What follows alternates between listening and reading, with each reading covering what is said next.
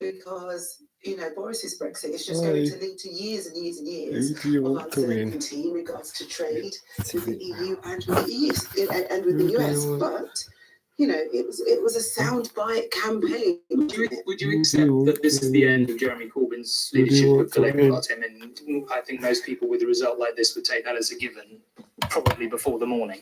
No, I don't think we should even be thinking about that, actually, because I think the country is going to have a real... It's a catastrophic result. I mean, elections come and elections go. We very rarely see a major political party getting absolutely hammered like you have tonight. Well, it's very early in the night, though, isn't it? I get that.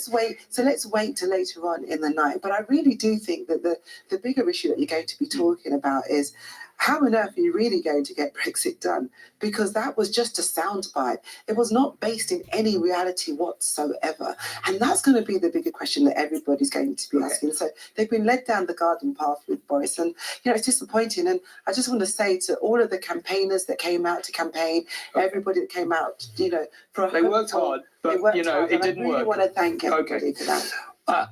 All night before the results are officially declared, we hope to tell you who has won those seats using our network of journalists at every count. So let's cross to Nina in the election newsroom to explain exactly how. Yeah, thank you, Tom. Welcome to our election newsroom, where I want to give you a glimpse of the behind-the-scenes teams working through the night to bring you those results and hopefully bring you lots of them first. Just over here behind the glass, we've got our team of psephologists, the political scientists, crunching through the numbers and the results as they start to come in. Over here on the left, the bank of television screens, that's where the telly magic happens. That's where all the live feeds from the counts across the UK will be brought into that area and broadcast live on the programme. This is the Call In Peston podcast team. They'll be here throughout the night making their podcast. You've already seen Robert, of course. And then over here, we've got the results team for the evening. As Tom, I think, has said, we've got journalists at 650 counts, the mini elections across the UK, and they are tasked with getting confirmation of the results from an official on the ground before that result is announced on the stage. They then call the results team. Sam, you've got a busy night ahead. What happens when somebody calls you? Well, essentially, we can get two types of call. It could be a headline news, or it could tell us the full results. When it's a headline news, it could just tell us if it's a Conservative hold or a Labour hold in a seat.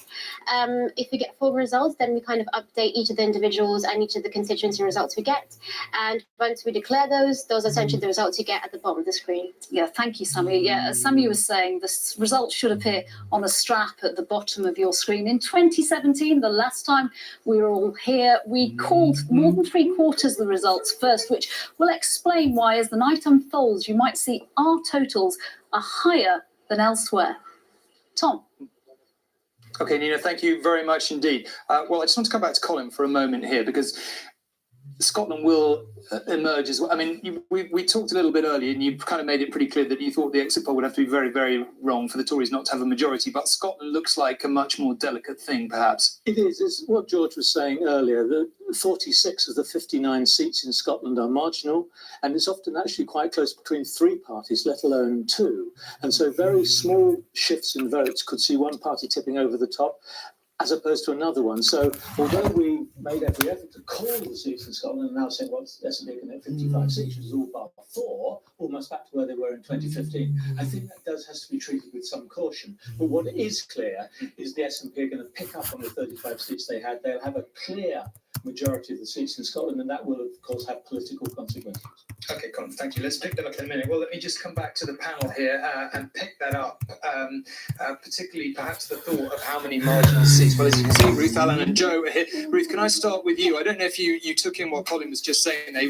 We've obviously got this startling exit poll projection for Scotland, but Colin was just making the point that there are so many marginal seats that it's quite hard to be sure. What's your sense of it? Well, I mean, we knew coming into this that things like universal swing wouldn't really work for Scotland. So everyone's been treating the polls we've had before the exit poll with a bit of a health warning.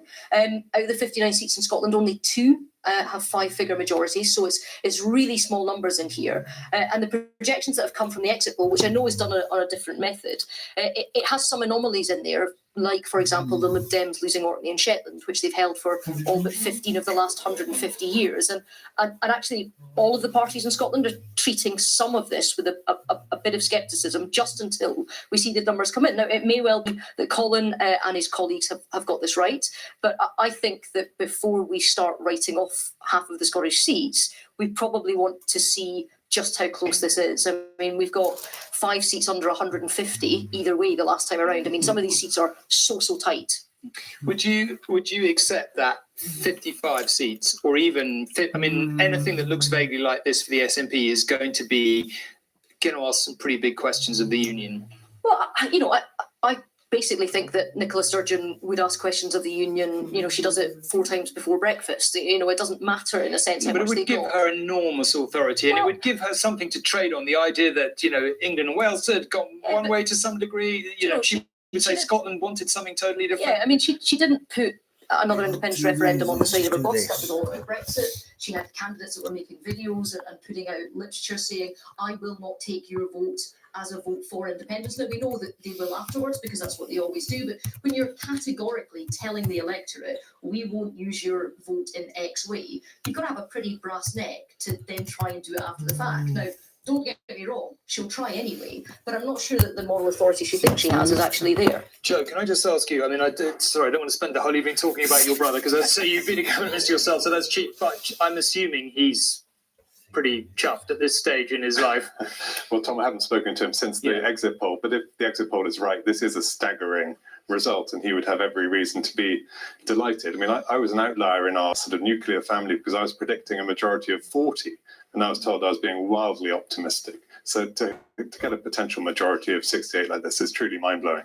What do you make of the Tory party that will be returning to the Commons if this exit poll is correct? Well, there's a lot of talented people in the Conservative Party. But in terms of political direction, I mean, obviously we're going to leave the European Union, but that will then immediately trigger more debates about the direction, the trade, and all the rest of it. Well, look, the Conservative Party is regenerating and renewing its talent base. I mean, there's been a hefty churn going into this general election, but a lot of very talented people coming in as well. Alan, there's no way of looking at this any other way than it looks like a disastrous night for the Labour Party and for Jeremy Corbyn, if this is correct, is it not? Yeah, I was apprehensive, but I never dreamt for a moment that we would go below 200 seats. I mean, that is terrible. And if you look at the history of the Labour Party in opposition, and sadly, 20th century, we were in opposition more than we were in government. But you always saw in successive elections the vote building, even in that long 18 years. This is what, 4th election in, we've gone backwards. And it's even worse because my big hope was, because we've got so many members and because we're very good at getting the vote out, and that's where all the social media in the world doesn't really help you getting people to the polls to actually physically cast their vote. I thought we'd be really good at that, and I'm sure we were, which makes the result even more depressing if that exit poll is correct. The Labour Party has changed, or to state the blindingly obvious, over the last 5, 6, 7 years. What do you think, analysis, the Labour Party itself will end up coming to as a result of tonight? Was it Jeremy Corbyn? Was it the position on Brexit? Was it the party was too left-wing? It's Corbyn. I mean, the Corbynistas will make an argument. Victory is a bourgeois concept. The only goal for true socialists is glorious bloody defeat. And now we just had another one of them. And there'll be all the conspiracy theories flown about. It's Corbyn. We knew that in Parliament. We knew he was incapable of leading. We knew he was worse than useless at all the qualities you need to lead a political party. So this is accurate. Corbyn's the first victim. It's a given that his leadership, Well, of isn't it? course. Yeah. Well, they'll try for the reasons I've said. We keep rewriting the rules of politics. I'm not sure anything's a given anymore. Not just Corbyn, but in a sense, Jeremy didn't want to be the leader. But all that represents. We were told when Ed and I were in government, we were told, "Oh, you only were victorious because the Tories were so unpopular. You only won those 3 elections." Come away from this. To your colours. Okay. If this is the result. Okay. Right. let's just spin around the country again to some of the places where counting is Don't do underway. that. Among the earlier expected declarations are 3 in southwest London. We should hear from Battersea, 2 Putney, and Hey, 2 bro, at about stars. 1:30. Many of the seats in the southwest are late ones, the 2 in Plymouth, for example, are expected at around 4:30 in the morning. 3 constituencies to watch in Doncaster, among them Ed Miliband and Caroline Flint seats. Look out for them from about 2:30 in the morning. And will the Foreign Secretary, Dominic Raab, hold on in Esher in Surrey? We should at about 4 in the morning. It seems very unlikely, given everything else, that he'll lose his seat because he has a very large majority, but there was some suggestion that he might, and certainly an attempt to get him out. Now, one place they will definitely have been watching the exit poll closely is in Brussels, where EU leaders happen to be holding a summit tonight. How convenient. Our Europe editor, James Mates, is there. James, I mean, what do you think they'll make of this? Will they be pleased at least that there is a decisive outcome, it looks like? That will definitely please them. Now there is going to be certainty. The UK, and that's assuming that exit poll is correct, the UK will leave on January the 31st. I mean, they're all meeting here now for the first time in 46 years. They're meeting without a British representative here, and of course there won't be another summit during our membership. What they are experiencing tonight is what's going to carry on in the future. They're talking about, you know, the not unimportant issues of climate change and their future budget. They are, for once, not talking about Brexit. They're not talking about the drama and the psychodrama within the Tory party that's gone on for the last 3 years in the UK, and it's often played itself out here in Brussels as well. No more extensions. They know that what's going to happen is going to happen, and we move on to stage 2. Now, of course, because they're fully aware that this hasn't got Brexit done, it's just got stage 1 of Brexit done, and that these very complicated negotiations on our future relationship and what our trading relationship with the EU is going to be will start immediately. They've got a task force under, of course, Michel Barnier, ready to do that. So the question for them is, what sort of Boris Johnson are they now going to get? Are they going to get the one who, in the past, has not been anything like as hard a Brexiteer as he became in his pursuit of the Tory leadership and in pursuit of this election victory? Or does he carry on down the same path and refuse an extension to the transition period, go for a very hard Brexit? They will be hoping, of course, Defeated. that he's pragmatic, is a pragmatic Boris Johnson, the one who decided not to die in a ditch rather than extend our membership last time, that he will see the advantage of a close trading relationship and will not be hostage to the ERG and his right wing now if he's got a good majority. So on those things, Another they're one, looking one forward other one. already to that second stage. There will, of course, though, I do have to say, be some disappointment. They have always believed here that faced with the realities of Brexit and the realities of where we're going to be after we leave the EU, the British people would begin at least to change their mind. And this election will have confirmed absolutely for them that hasn't happened, isn't going to happen. UK's leaving. Everyone has to think about the future. James, thank you very much. Well, let's come back around the desk here. Georgia, I totally understand that we need to avoid getting carried away at this stage in the evening, because if the SNP are on 36, not 55 in Scotland, that's a very different thing. But if they end up with, let's just say, over 50, is it a given that Boris Johnson, as Prime Minister, would refuse a second Scottish independence referendum in all circumstances? Or would he, can you see him being pressurised, the party being sort of forced into it?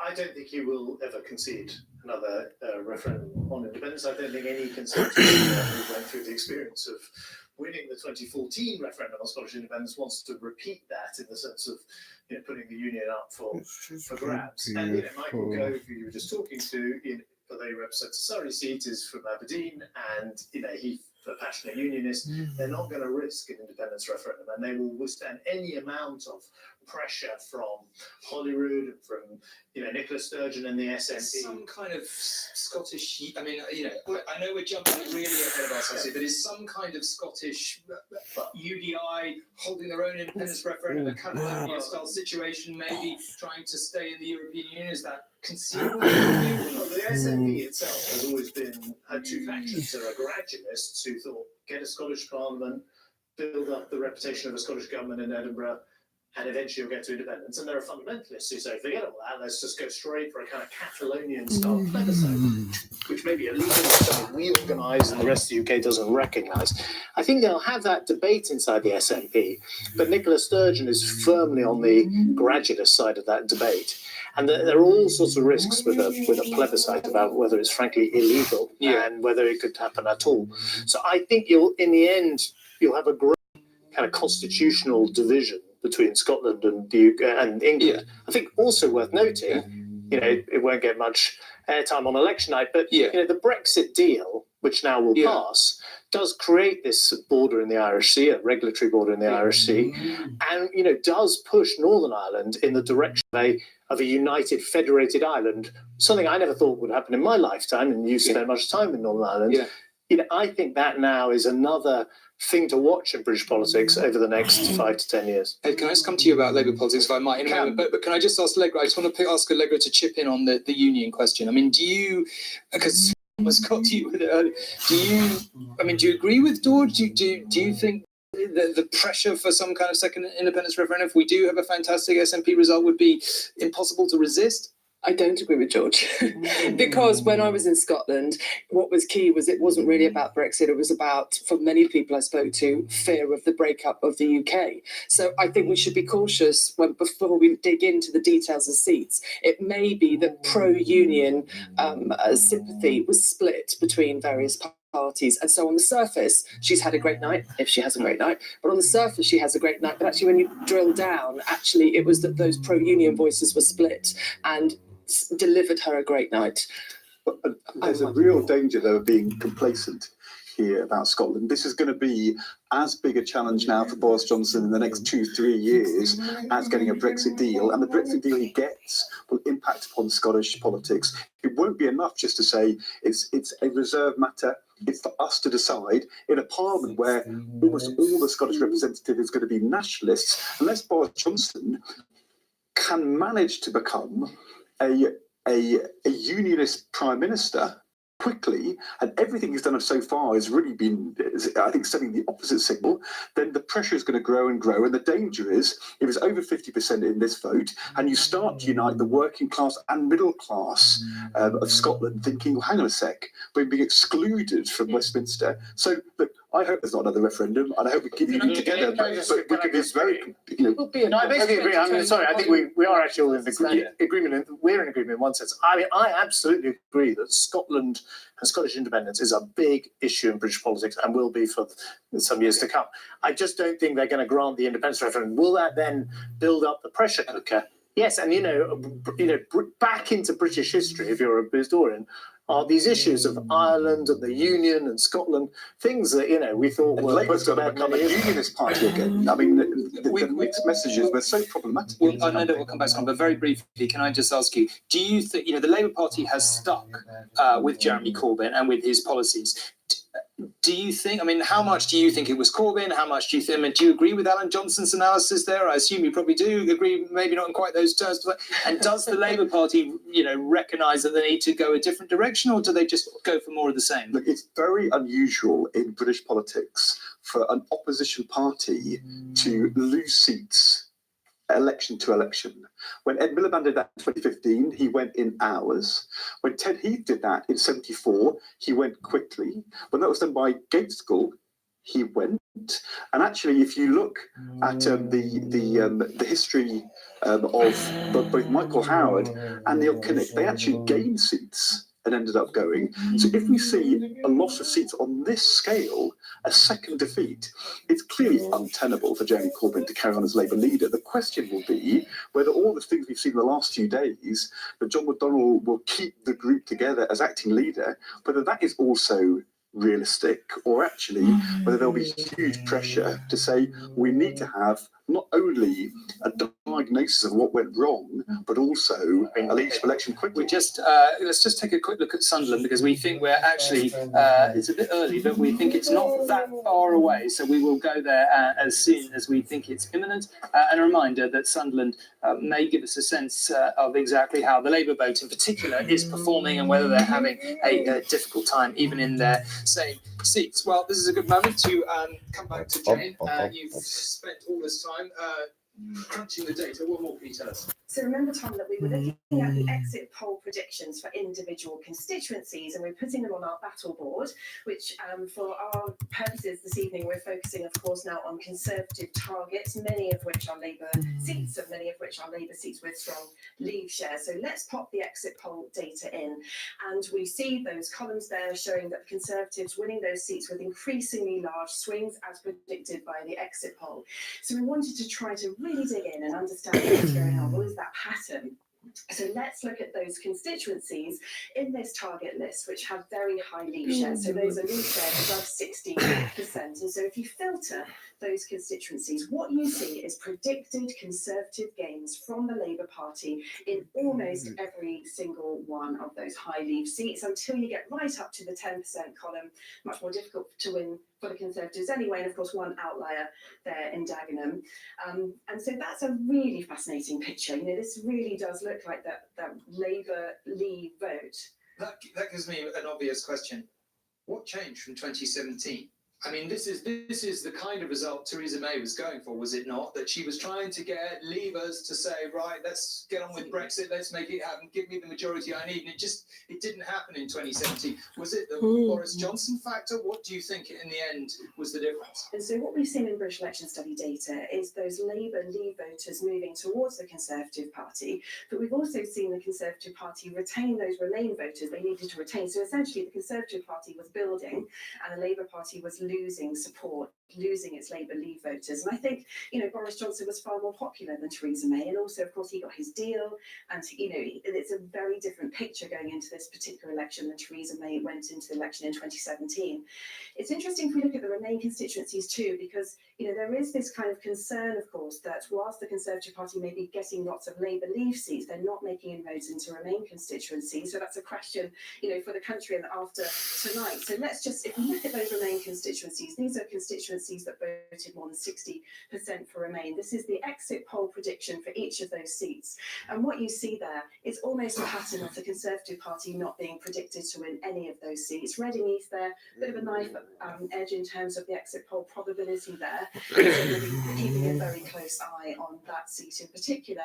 But seats predicted to be held by the SNP, by the Liberal Democrats there, Oxford, Lavender in the 0% column, and Labour holding on to seats where that Remain vote is higher. Is your hunch that a recovery in the Liberal Democrat vote will have cost the Labour Party, or will we end up, do you think, seeing a lot of Labour Tory switchers in these seats? So I think we'll see lots of Labour Tory switchers, but I think also if the Labour Party's vote is down, those votes to the Liberal Democrats, because of course the Labour Party and the Liberal Democrats competing for Remain voters, you know, our analysis showing that their revoke position was popular to those voters who really did believe that revoke was necessary. So some of those voters going over to the Liberal Democrats would have been damaging for Labour.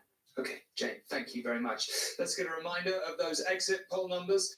The Conservatives are projected to win 368 seats, Labour 191, the Liberal Democrats 13, the Brexit Party none at all, and the SNP 55. Let's find out how those numbers have gone down with the financial markets and on social media with Nina in the election newsroom.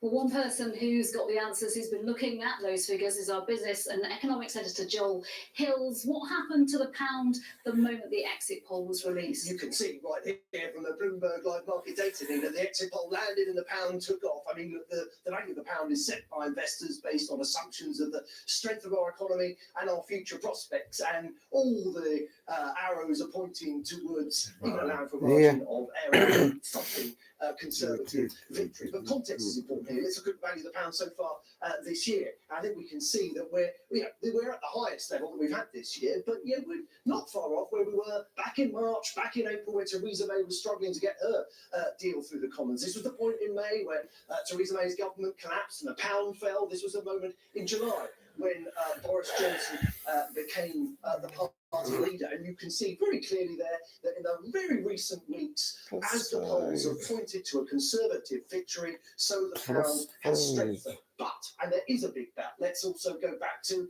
the referendum days where we remind ourselves that $1.35 is some way off the levels that we were seeing back in June 2016, where the pound fell very substantially after the vote to leave the European Union. And this is the caution here.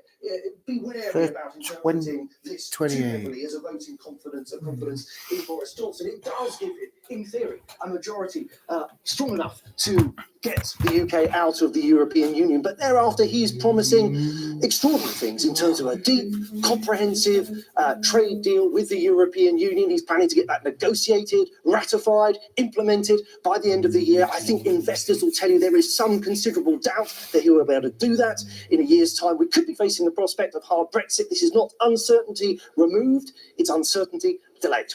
Joel, thank you. Yeah, keep your eyes on 2020 then. Look, we want to get your reaction from inside the newsroom. Of course, there was a big gasp when that exit poll was released at 10 o'clock. We also want to give you a picture, a flavour of what's happening online, how other people are reacting. Anushka has been looking at that.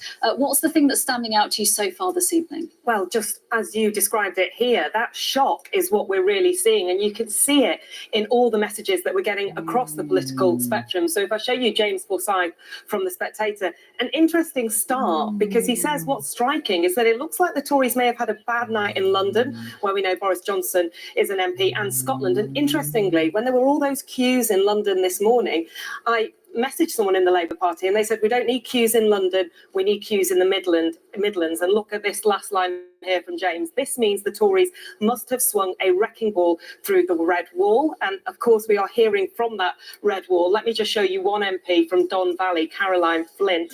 She says we're going to hear the Corbynistas blaming it on Brexit and the Labour Uber Remainers blaming Corbyn.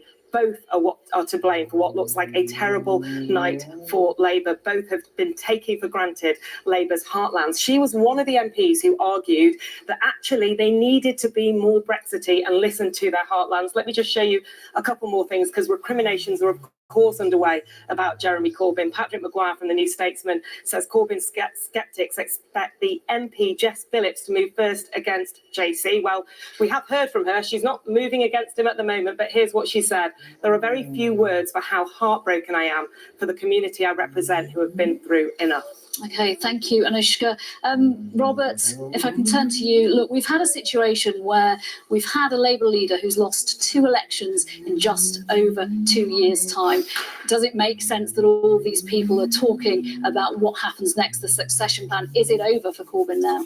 Look, this could be the worst result for Labour before it became, since it became one of the natural parties of government. This could be worse than 1983, where Michael Foot famously wrote a manifesto described as the longest suicide note in history. So he can't survive, and I'm assuming he will announce his resignation in the morning. The issue won't be whether he survives, it's about what happens next. So lots of talk that John McDonnell, the Shadow Chancellor, would take over as interim, a bit of stability for possibly for a number of months, while the party works out who the contenders will be.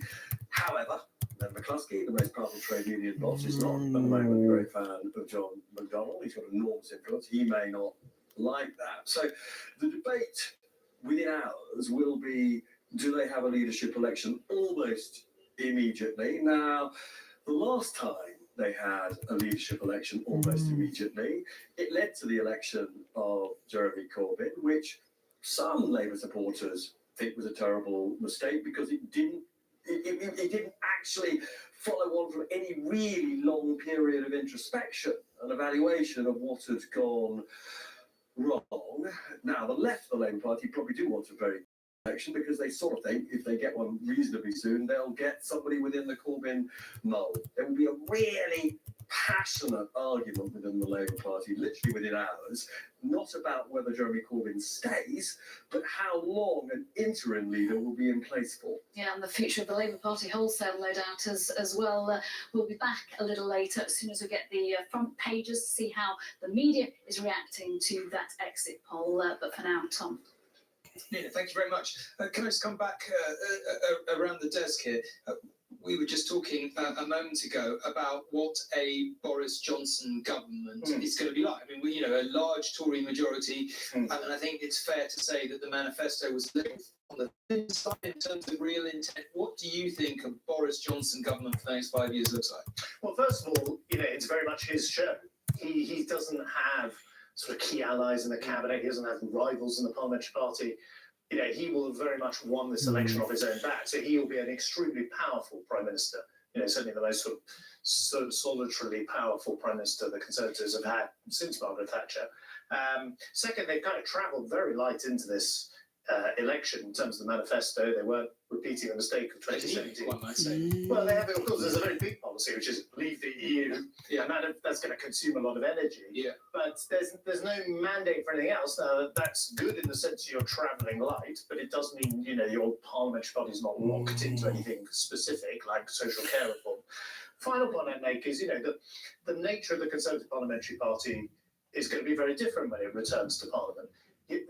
On this projection, on the exit poll projection, there's not going to be a Tory MP for Putney, possibly even not a Tory MP for Westminster, City of Westminster. Yeah.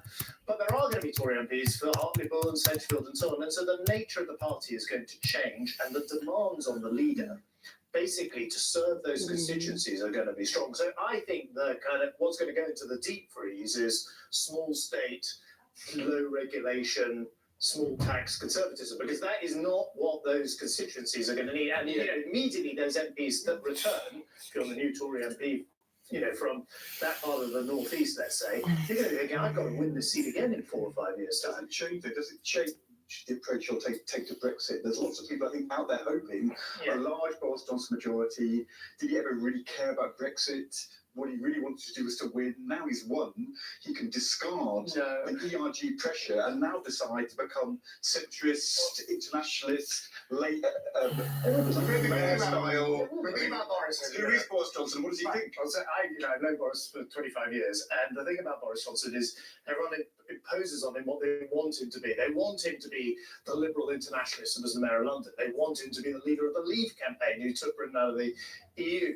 I mean, in the end, he is very much his own person. He doesn't, his closest friends are not MPs. 25 years. What's he going to do on Brexit?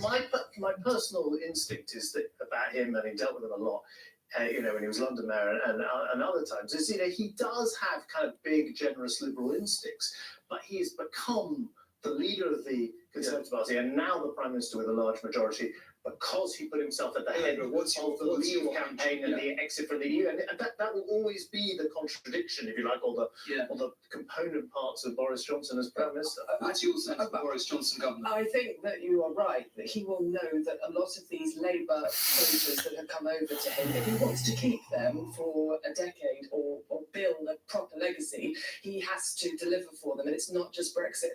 Go around the seats that I've been round. If he's won Grimsby, which is a harbour with the heart ripped out, there were almost every shop was boarded up. If you go to a series of these places, he has to deliver, and it has to be obvious in the public realm. I know that there's anxiety inside Downing Street about how do you do these projects quickly enough? How do you build infrastructure that affects these communities? How do you increase everyone's to come in? The biggest thing is going to be what happens to the economy. And that's going to be determined by Brexit. And he's got to decide, does he want to have a Brexit deal which actually keeps our economy moving, or does he have a Brexit deal which causes dislocation, which will be incredibly unpopular, particularly in those northern manufacturing areas? So he's got to decide. He has some flexibility to make that decision. Okay, we're going to be talking about this for a while. Let me come over here and talk to Ruth Davidson again and to Fiona Hill, who was Theresa May's Chief of Staff. Fiona, maybe I can start with you. Welcome. Thank you for joining us. What do you make of this? Was Boris Johnson the personality simply that, I don't know if you were listening when I was talking to Jane earlier about what really changed, from 2017. An awful lot of Labour Leave voters decided this time to come across. I mean, it's correct, presumably, to say that these are exactly the kind of people and constituencies you were hoping would come across to you last time and didn't. Absolutely. I mean, the template was there in 2017. Those were exactly the people that we wanted. A lot's happened in 2 years. We've had a number of different votes go through Parliament that were blocked. And so I think the context is slightly different this year. And I think that Boris ran a fairly sombre campaign, but a steady campaign. There weren't too many surprises, give or take. The manifesto came and went. If you compare that to 2017, that didn't happen for us. And all in all, he's got what he's wanted, because he's worked hard, he's kept his head down, and he's worked out very, very finesse lines like "let's get Brexit done," and dropping a line like that into an environment with people scratching their heads watching Newsnight or whichever political programme every week, saying, "For the love of goodness, can we get something happening here?" He's managed to galvanise that, and if these figures are right, he's won out. Is it that people, as you say, are just more frustrated since 2016? Or is there an aspect? I mean, Theresa May, let's say kindly, was not a natural campaigner.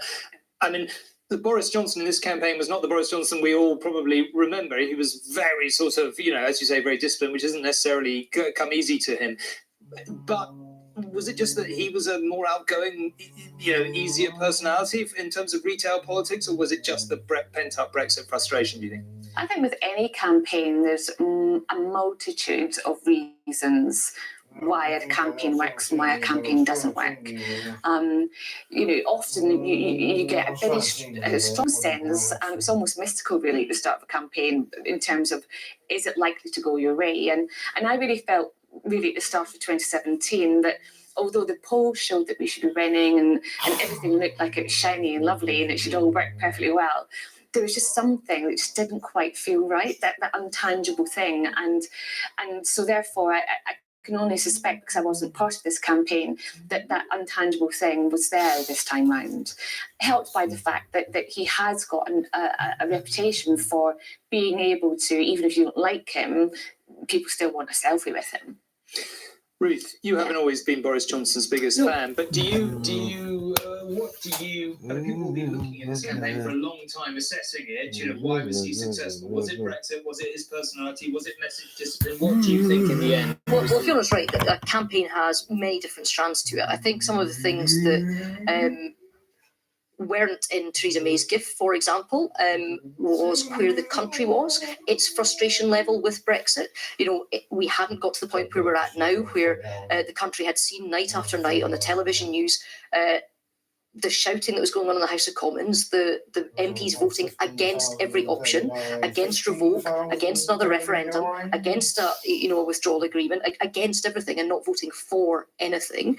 So there was that frustration level of, right, we just have to hammer our way through this, and that's what Boris had identified rightly and framed the debate on those levels. And you've got to give him credit for that. But I think also there were other things that worked in his favour too. Jeremy Corbyn of 2019 is not the Jeremy Corbyn of 2017. He's not got that idea of hope that's unrealised yet. We didn't see the people singing "Oh, Jeremy Corbyn" to the White Stripes. We didn't see the kind of organic material that was being shared in 2017 of people taking their phone along to some rally that he was doing outdoors, giving out hooray, and everyone in the crowd's going wild, and then they're sharing it among their peers, and that peer-to-peer stuff hasn't changed. So lots of different things happened, and also they learned some things from the campaign. So, for example, the manifesto that was raised there, it was really clear that the Conservatives launched their UK-wide manifesto on a Sunday when there's reduced news bulletins and tried to leave as much out of it as possible. There was nothing about older people having to pay for heating, nothing about older people having to pay for social care. We know older people, you know what I mean? That sort of thing. Can I just follow up on that? What was the response to him personally on the doorstep in Scotland when you were out campaigning? I mean, was it easier? Did he go down well? I mean, a lot of people say a lot of people in Scotland hate Boris Johnson. He's seen as far away, posh, and everything else. Very split. So a lot of middle-class Remainers in Scotland, in the same way as in other parts of the country, don't particularly take to him, and they see him as still the leader of the Leave campaign that's done this thing to them they didn't want. However, and this surprised me to a degree, I was around sort of 15, 16 seats. I've knocked on thousands of doors in this campaign. If you look at sort of aspirational working class, particularly men, think he's great. He's going to get stuff done. Just get out of his way. Just let him do it. And that was a strain of opinion that isn't always articulated in Scottish news, and perhaps people hadn't picked up on. you know, we're slightly sceptical. I've spoken to colleagues in both the Labour Party and the Lib Dems. We're raising an eyebrow at this Brexit poll for Scotland. As far as we can tell, if the SNP have done as well as they have, as it suggests, and we're not entirely sure that they have, a lot of that is down to a Labour collapse that has gone that, and the Lib Dems and the Tories have held about steady, but we'll find out what that is. But, you know, Jeremy Corbyn's less popular than Boris Johnson in Scotland now in terms of ratings and things like that. Now, don't get me wrong, that's a low bar. Yeah, It's well, a I was going pretty to say, low bar. you don't have to think back very far to the days when that would have been unthinkable. Let's go to Scotland, which is clearly going to be a big part of the story. Smith is in Edinburgh. Peter, what are you hearing up there? And in so much as you've seen the exit poll, what do you think it means for Scotland? Well, there is a lot of caution here from all parties about this exit poll because Scotland is brimming with marginals, so the exit poll is a little bit less accurate when it comes to those seats. But it's also important to say that it's predicting some seriously big scalps being taken tonight. Joe Swinson seat, for example, is predicted to be taken by the SNP in this exit poll, and that is not a marginal seat. She has a majority of 5,000 at the moment. There's also a degree of scepticism because it's predicting that Ian Murray's seat in Edinburgh South, his safest seat in Scotland, is 50-50, and he's obviously a Labour MP. And in Orkney, where the Lib Dems have held the seat for all but 15 of the last 150 years, it's predicting that they're going to lose that and face wipeout in Scotland. So a mix of scepticism and nervousness. But if this exit poll is to be believed, there is anywhere close to this, it puts an SNP-dominated Scotland on a direct collision course with a Tory-dominated UK government.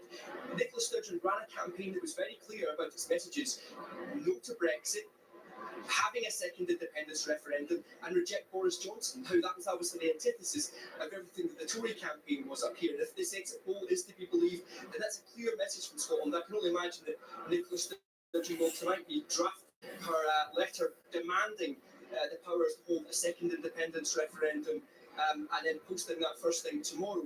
It's also pertinent to say that you have Ruth Davidson in the studio with you just now, and she was quite confident before the election. So confident was she that the SNP would not get more than 50 seats. She said that she was betting that if they did get more than 50 seats, she would swim naked across Loch Ness. So I wonder if you could perhaps put that one to her, Tom. Peter, I'm not sure I dare. I'll give it a try later in the evening. Thank you very much. Now, I believe we can be joined by Hamza Yousaf from the SNP. Thank you very much for joining us this evening. Now, listen, it's always very difficult at this point in the evening, isn't it, to know how much to read into the exit poll. We've heard Colin Rowings' sort of worries about it here, and we'll debate it as the evening goes on because it looks like it's going to be very close. What's your own take on whether it feels about how you think you've done? Well, I suppose first and foremost, the usual caveat: this is an exit poll, not a result. And very clearly, as Peter was saying in his package, in his report just there are so many marginals in Scotland and local factors at play that we would, of course, urge caution to any exit poll. Some seats in Scotland in 2017 were won by literally just a couple of votes, some by tens of votes, some by 100 or a couple of hundred. So lots of marginal seats in play. What it does point to, of course, though, is a good night for the SNP, another election victory for the SNP in Scotland. But what it also points to is, of course, a very disheartening night for progressives and then obviously other political parties, Labour and other political parties in England. Labour clearly failing to cut through in England, their message not penetrating in England. And of course, as I say, disheartening to see potentially a Conservative majority in England. I don't know if you were listening earlier in the programme when George Osborne was talking about the prospect of another independence referendum, and he was saying that Boris Johnson a very long time. He didn't think there was any possibility at all of Boris Johnson granting it in any circumstances. If that turns out to be the case, and yet you do very well tonight, how do you think that plays out? Well, I think the people of Scotland would find the fact that they're being treated with complete contempt and disdain by a Tory Prime Minister to be completely unacceptable. I think, of course, people are already coming, and we're already seeing an increase in support for independence. I think we'll only see a further increase because of that. And as we've always said, it's not for any Tory Prime Minister, it's not for any Prime Minister in the UK government to deny Scotland what is already a mandate to hold another referendum. It is very much in the hands of the Scottish people and our Scottish Parliament. So I just don't think Boris Johnson would have a leg to stand on. Okay, but just assuming that two things are correct. One, that the exit poll is right, you do very well, and two, that it's right that the Prime Minister absolutely refuses to grant a legal referendum. Of course, you need a vote at Westminster for it to be legal. Would you go ahead and have an indicative referendum, and what would that mean? And would you go further if you won the indicative referendum? Nobody is talking in Scotland about an indicative referendum. In 2014, we had the absolute gold standard of an independence referendum. Two governments diametrically opposed in their view of independence, getting around the table and agreeing that legal referendum that was seen as a gold standard. That should be the gold standard referendum we have in 2020, with the SNP winning the election up here in Scotland. If that transpires to be the case, then of course that mandate is further strengthened, cannot be denied by any Prime Minister. So nobody is talking in Scotland about some sort of indicative referendum. Well, you say no one is talking about it, but it's absolutely clear that Boris Johnson will not grant a referendum no matter what happens. Well, I say absolutely clear. Everyone who knows him agrees it's extremely unlikely he will grant a referendum no matter what happens in Scotland tonight. So where would that leave you? That's what I'm asking. Yeah, but look, Boris Johnson told me he'd die in a ditch if we didn't get out of Europe by 31st of October, and as far as I can see, all ditches remain unoccupied. So, whatever Boris Johnson says before an election, he may well say to gather as much votes and support as he can. It would be undemocratic for him to deny that Scottish voice if the SNP win another election, which only further strengthens our mandate. And we could not have been clearer. As Peter said in his own report to you a moment ago, could not have been clearer that independence was at the heart and the centre of this election and the mandate that we hope to gain. Thank you very much. It is going to be complicated, to say the least. Jane. Tom, one of the things that we wanted to do tonight was really understand what it is that's going on. And at the individual level, at the British Election Study, what we've been doing is following tens of thousands of voters, interviewing them. And we've looked at that data to see what the relationship of people's Brexit vote is with their vote intention in this particular election. And we can show you the results now. So what we found with Conservative voters is that we had 84% of our people that said they wanted to vote Conservative also having voted for Leave. And that's a stronger relationship between referendum vote choice and general election vote choice than happened in 2017. And so that really gives you that picture of the Conservative Party coalescing the Leave vote behind them and, potentially losing Remain voters, but really gaining Leave voters. If we look at the Labour Party, that's almost the reverse. And so Labour had the support of around 79% Remain voters, but only 21% Leave voters. So that shows you that, a proportion of Labour's Leave voters had left them because there were more Leave voters in 2017 that supported Labour.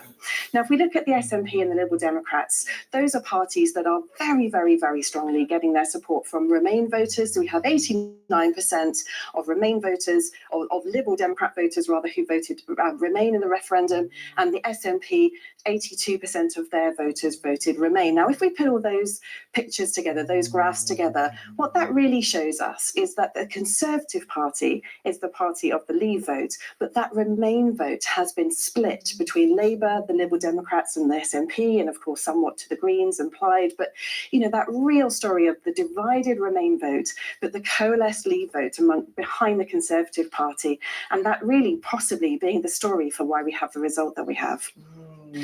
Okay, well, let's just go and take another look at Sunderland and see what's happening there. We're still waiting for the result. They're still racing. And as you can see, things are still not happening there. So we will wait until we do get some indication that the result is imminent, and we will go straight back there. Robert is in the newsroom. Robert, there's an awful lot going on. Robert, what's your take on everything you've heard so far? Well, this is a transformational general election. Boris Johnson can more or less do what he likes. It's a new kind of Tory party. This is a Tory party certainly united in favour of Brexit. We're going to get a lot of Tory MPs. It'll be very interesting to see whether they share what the Prime Minister claims his conviction is, that the Tory party has to govern from the centre. He keeps saying, as you know, that he's a one nation Tory. We haven't yet seen an enormous amount of evidence of what that means in practice. So coming weeks and months are going to be terribly important. But as you have been discussing, it also leads to an enormous debate about the future of Scotland. If the SNP have got this landslide, then the pressure on Boris Johnson to concede a referendum on independence for Scotland will build and build. He has said categorically there is no way that he will give in to that. He said it consistently throughout the election. And so those who think that the integrity of the UK really matters will be very anxious tonight. Do you agree with George that there's absolutely no question Boris Johnson will budge on that issue, no matter what, no matter how well the SNP do, no matter how many times it's called for, that he won't budge? Well, he won't budge, but one of the things that's interesting talking to senior SNP figures, and in fact, I think I even talked to, pretty sure, Nicola Sturgeon about this recently, is that although I don't think that they will declare UDI and say that they have the right to simply call a referendum and then, as I say, declare UDI, I think they will test actually the question in the courts about whether actually, with the support of the majority of Scottish people, there should be a referendum with binding consequences. So I think if he does simply hold firm on saying no, I suspect she will take this to the Supreme Court. Robert, thank you very much. None of us are lawyers. Does that? No, I'm absolutely sure that the SNP will, do everything they can, go to the court, use any tool of public opinion to sort of harry the Conservative government. And I think this will be a big issue for many years to come. But I just don't, in the end, and the SNP spokesman who's talking to you said the gold standard of the referendum was the one held in 2014. That was an Act of Parliament passed through the House of Commons and the House of Lords with a consent motion from the Scottish Parliament. That's the gold standard. And he was pretty clear that they weren't going to get into kind of plebiscites and UDIs and, essentially holding their own vote. And I just don't see a Conservative Premier. I don't see Boris Johnson granting that referendum for the very simple reason I think they might lose. No one wants to be the British Prime Minister who loses Scotland, right? And that puts you in the category of Lord North. So referendums can go quite badly. Well, yeah. I mean, look, I'd always like to lose one referendum, which is the EU referendum. All I can say is if we'd had a choice of which one we'd lose, we'd rather have lost the EU one than the Scottish one, because I think that would be so traumatic for the United Kingdom and for our country, and indeed, of course, for the government in charge at the time. Do we know on the exit poll whether, in fact, the result is likely to be more than 50% for the SNP in Scotland? Well, let's just spin it back over to Colin. No, Tom, politics, constituencies is what I'm looking for. Yes. We've heard that they're recounting in Blythe Valley, which is one of these red wall seats. Expected to declare at 4 in the morning, so that's a little on the early It's side. a long way down the red wall. Yes, Ronnie Campbell's 115 seat, we down after over 30 years. Labour majority of something like 18%, so that implies a 9% swing. That suggests it's at least very close between Labour and the Conservatives there, which exactly as the exit poll is suggesting. And it was a brick so low down the red wall that we decided not to go because we didn't think it was going to switch hands. So that's how surprising. What does that tell you about the possibility that the Tory majority might go up? That we're really looking at seats very, very high up the target list, or it doesn't necessarily mean we I'm not can do going to that. get carried away about it. There will be misses on both sides, and we've heard that we're expecting Labour to have done rather better in London, may even make some gains in London, hold on to some of its marginal seats in London, which you'd expect on this kind of swing. This is clearly, we're expecting the Brexit election, and therefore we're looking to places which voted quite substantially Leave to swing heavily from Labour to the Conservatives. Places that voted Remain or not that heavily Leave, Labour will do much better. Can I just work, because I was talking about it with Jane just there. What do you think changed from, you've seen so many elections. Yeah. What do you think changed from 2017 to 2019? Was it frustration? Was it Boris Johnson? In all these seats that look, like they've gone Tory tonight, that didn't go. You heard Fiona saying it was exactly the same strategy, but they just couldn't pull it off. Brexit, strangely, wasn't controversial in 2017. Labour and the Conservatives both said they would, to use this phrase again, I'm sorry, get Brexit done. Yeah. Everybody Don't worry. Everybody No accepted that one's was ever the going to case, forget it. and then tended more to vote on their traditional patterns, energised then by Jeremy Corbyn, who was a new figure, mounting a different kind of campaign which appealed clearly to some of Labour's traditional supporters and young people. He hasn't been able to pull that trick off twice, and people who thought Brexit would by now have been dusted out of the way suddenly realised it hadn't been, and there's only one way they were going to get Brexit, not for the Brexit Party, who we've hardly talked about tonight, who look as if they're going to do embarrassingly badly in almost every place. They voted Conservative. Well, it turns out get Brexit done was much better than Brexit means Brexit. An upgrade. Nina in the newsroom. Tom, thank you. Well, as we await that first result, all eyes are still on the exit poll and what looks like is going to be a very bad night for Jeremy Corbyn. So therefore, thoughts to turn to the succession plan in the Labour Party. I'm joined by William Kajani from Star Sports Bookmakers. What are the bookies saying about his potential successor then, William? Well, we've got Keir Starmer as the current favourite, but it's a very fluid market right now. You've got names on this list whose seats might be in trouble. Laura Pidcock is supposedly in a tight race. She's as short as 9 to 1. The general thinking from most people who I talk to in Labour has been that they want a woman as the next leader. Becca Long Bailey was high on that list, but again, this exit poll puts her in trouble. Many of these names might not be in the Parliamentary Labour Party, but Yeah, we'll wait as the results come in. Rebecca, of course, said to be John McDonnell's favourite to succeed Jeremy Corbyn if indeed Jeremy Corbyn leaves and John McDonnell takes over as an interim leader of the Labour Party. Well, I'd like to hear also tonight from some leading campaigners, some voices, some activists as this campaign, the 5-week campaign, has been going on. I'm joined, as you can see, by Owen Jones, the Guardian columnist, and Ash Sarkar from the contributing editor of Navarro Media. Welcome both. Your faces have both been on screen throughout this campaign. It is not the result you were wanting.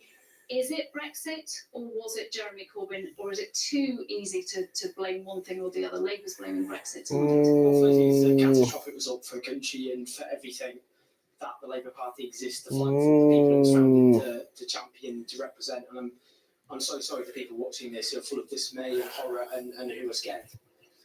And what I would say is this: was it about people thinking the top 5% shouldn't pay more tax? Was it about people objecting to public ownership? Was it about people thinking tuition fees were a good thing? Was it about people thinking genuine living wage was a bad thing? No. It was a culture war which has ripped this country apart. Brexit being the kind of the lightning rod of that culture war. And in terms of, I know people are saying you're just coming up with excuses here. It's about Jeremy Corbyn, the man. The reason people will say, well, why would you back it? Look at the ratings and all the rest of it. In 2017, just 2.5 years ago, Labour had the biggest increase in their share of the vote since 1945 because of those policies associated with. But Owen, you went into this campaign as the most unpopular leader for decades. This is the point I'm making. I don't think Brexit and Jeremy Corbyn, in terms of the collapse in his popularity, can be separated. Because unlike the Conservatives, who just have assembled their Leave coalition, they became the Brexit Party. Labour is a party which represents passionate Remainers and passionate Leavers. It is the party which was supposed to be of Hackney and of Hull. And the problem is that they tried to have a compromise which worked in 2017 before society polarised very severely over Brexit. Yeah, and seems to backfire tonight. I want to bring Ash in. Look, we're discussing the future of Jeremy Corbyn. Should we also be discussing the future of the Labour Party wholesale and Momentum's influence? Is this project Momentum starting to be over now if the exit poll results Well, coming let's have a true? look at the final result and the tally of seats, because there's still 65 seats in which it's too close to call. The thing that I would say about momentum is that they were less about having this really hardline ideology, which is how they've been presented in their press, and much more effective at mobilising their supporters and turning a sort of young person who likes Jeremy Corbyn on Facebook into a campaigner. And that simply doesn't go away with an election result. You've seen an influx of young people into the Labour. Okay, I'm afraid we're going to, very, very sorry to interrupt, but we're going to break in there because Newcastle Central is about to declare. Follows. Saeed Ali Avi, also known as Ali Avi, 2,709. Mark Frederick Glenn Griffin, Brexit Party, 2,542. Chinyelu Susan Unwura, also known as Chi Unwura, 21,568. Emily Victoria Payne, the Conservative candidate, 9,290. Tamar Jem Pittman, also known as Tay Pittman, 1,365. And that Chi Unwura has been duly elected to serve member for said constituency. Okay, well, the big news there is the Newcastle upon Tyne Central has won the race to be the first to declare again, third time in a row, and no surprise that she is back, safe Labour seat, and she has got back. But Colin, can I bring you in? Let's just maybe take a quick look at the change in the share of the vote while I do. Absolutely, Tom. We have here a result that's on the way to what we've seen. We have been expecting, but this is not entirely a typical seat in the North East. It's in Newcastle, which voted, of course, Remain. This seat itself voted Remain. There are quite a few young people here. It certainly trended Labour in 2017, while many of the constituencies in this part of the world trended Conservative in 2017. So Labour is down and down a chunky bit, but Chi Unwura has held on as we've expected. Okay, I think Sunderland is only half a pace behind. They're on the stage, so let's go and see what has happened there. Sunderland South. I, Patrick Melia, Acting Returning Officer, hereby give notice that the total number of votes for each candidate for the Horton and Sunderland South constituency is as follows. Richard Peter Bradley, Green Party, 1,125. Paul Edgeworth, Liberal Democrat, 2,319. Richard Elvin, UKIP, 897. Christopher John Charles Howarth, the Conservative Party, 13,095. Richard Maeve Phillipson, Labour Party, 16,210.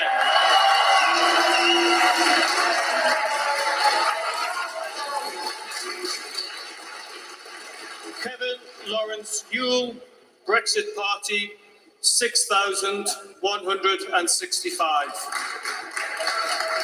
And that Bridget Maeve Phillipson has been duly elected to serve as member for the said constituency.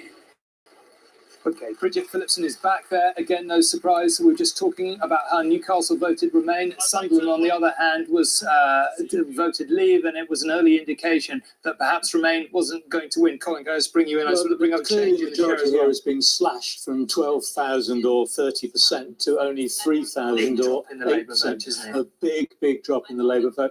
A modest increase in the Conservative vote. And here, Brexit have polled 15% from a standing start. pretty good. Probably be one of the areas where they will do most well.